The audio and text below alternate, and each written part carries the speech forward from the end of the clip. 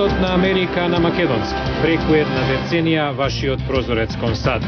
А сега, директно од студиото во Вашингтон. Добро вечер. Го гледате ТВ журналот News Flash на Гласот на Америка на македонски јазик, а јас сум Лилица Китановска. Властите во Лондон го апсиле основачот на Wikileaks Джулијан Асанж по потерница издадена од Шведска. Овој човек многу ги засега Соединетите Американски држави. Деталите веднаш на почетокот.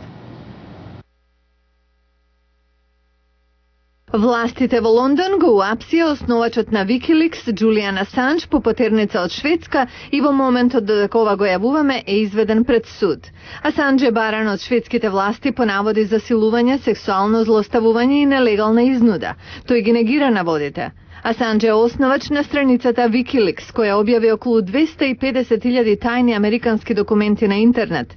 Предходно, неговиот адвокат рече дека неговиот клиент ке се бори да не биде екстрадиран во Шведска затоа што стравува дека може да им биде предаден на американските власти. Американската државна секретарка Хилари Клинтон вчера кажа дека објавувањето на документите е нелегално и дека ова е кражба на владини информации. А спроти неговото апсење, страницата Wikileaks објави тајни дипломатски документи во кои се вели дека НАТО разработувал планови за одбрана на балтичките држави по рускиот напад на Грузија во 2008. Друг важен елемент од објавувањето документи е обелоденетата листа на критични американски интереси, што вклучува локации на произведувачи на вакцини во Европа, подводни врски, пристаништа и енергетски ресурси од Азија до Бразил.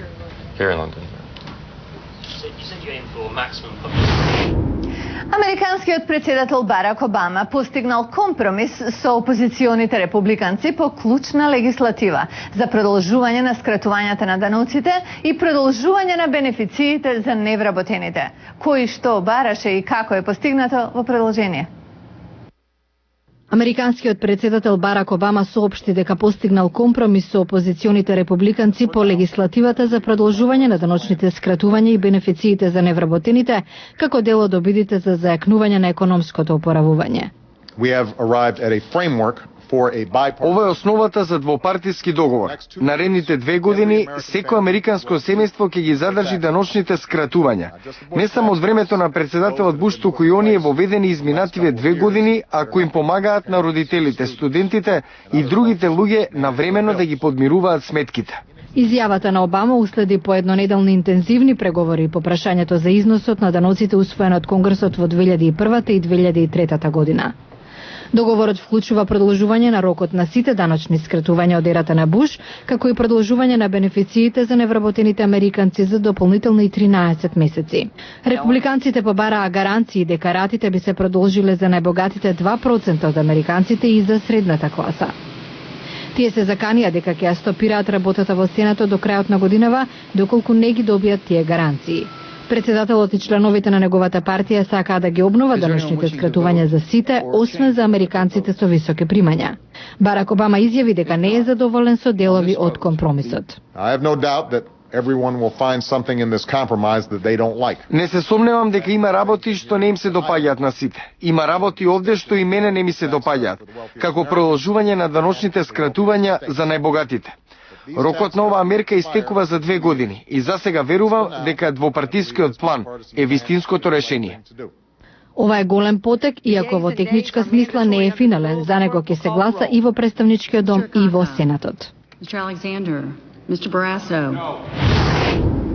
Американскиот центар за контрола и превенција на болести вели дека вториот најчест вид рак кај мажите е рак на простата. И Светскиот фонд за истражување на ракот вели дека околу 900.000 случаи на рак на простата се регистрирани во 2008-та, а се предвидува дека бројот на случаите ќе се удвои до 2030-та. Но многу од овие случаи се форма на болеста со мал ризик и може да не бара иницијален третман. Еве што тоа значи. Стивен Пайнсон добил диагноза за рак на простата пред 3 години, но тестовите покажале дека имал локализирана форма на болеста со мал ризик. Заедно со неговиот лекар одлучиле да не го третираат ракот, туку да го следат. Планирав да имам операција за да го отстранам. Доктор Джулија Хаес во центарот Дана Фарбер во Бостон објаснува дека тоа е постапка што инволвира периодични крвни тестови за проверување на нивото на протеин наречен антиген специфично за простата или ПСА. Активно наблюдување е стратегија развиена во последно време за мониторинг на овие пациенти, за да не бидат веднаш третирани. Се чини дека болеста се однесува поагресивно, ако на тоа ниво се преземе третман. Причината што лекарите и пациентите сакаат да постапуваат поконзервативно со третманите има многу врска со квалитетот на живот. Некои третмани ги оставаат мажите импотентни или предизвикуваат кај нив цедење на урина. Други може да ги направат стерилни. Доктор Джулија Хаес и други истражувачи креирале компјутеризиран модел на 100.000 хипотетички 65 годишни мажи со нова диагноза дека имаат локализиран нискоризичен рак на простата. Тие или примале третман или стратегија на активно наблюдување. Мажите со активно наблюдување имале во просек подобар квалитет на живот отколку оние кои иницијално биле третирани. Но има една препорака. Доктор Шон Колинс од болницата на Универзитетот Џорџтаун во Вашингтон вели дека активното наблюдување е примарно за пациенти кои се очекува да живеат помалку од 10 години. Со биопсија добиваме само примерок од ракот. Може да имате повеќе рак во простатата за која не знаеме и тоа може да биде поагресивен вид. Друг проблем е што на ракот му се дава шанса да порасне и потоа да е потребен поагресивен третман. Но студијата во секој случај е вредна, велат лекарите, зашто квалитетот на животот е нешто што секако многу значи. Dream на англиски значи сон, а утре ќе зборуваме за предлог закон со овој назив што е пред Конгресот, а кој за многу имигрантски деца е токму тоа – сон.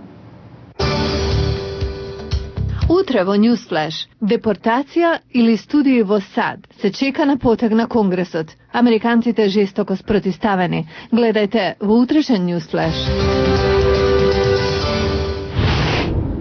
Ова беше Newsflash на гласот на Америка на македонски јазик. Јас сум Лилица Китановска. А за најнови содржини појдете и на нашата веб страница glasnaamerika.com. Пријатна вечер.